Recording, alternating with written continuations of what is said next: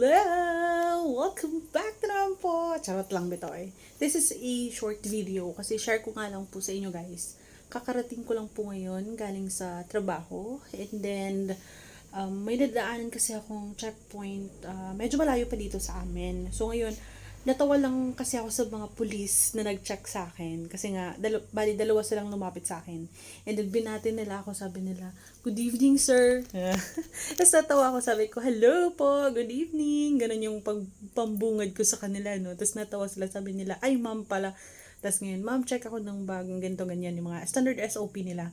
Tapos ngayon, after that, umalis na yung isang pulis. Tapos yung isang pulis na iwan pa sa akin. Tapos sabi niya sa akin, "Ma'am, tropa ka?" Ganun yung tanong niya sa akin. So, tinatanong niya ako kung tropa ba daw ako, pulis ba daw ako.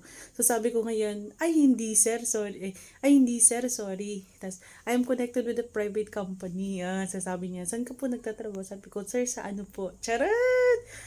Anyway, hindi lang. Parang natawa lang ako kasi nga, di ba, alam naman nila na naka-helmet ako. Imposible naman. Mas may hindi nila makikita yung buko, di ba? So, siguro, napagkamalan akong tropa kasi nga siguro sa forma. Parang na talaga siguro kong lalaki, no? Kasi nga sinasabi nila sa akin, "Hello sir, good evening." Ay, ewan ko nga sa inyo. But anyway guys, parang masaya lang din ako. And also kudos pala sa mga police natin dyan, sa mga ano po na nagtatrabaho lalo na paggabi. So it's too risky but then ginagawa pa din nila, ginagampanan pa din po nila yung trabaho nila. So saludo po talaga ako sa inyong lahat. And thank you so much guys. Bye! Mwah!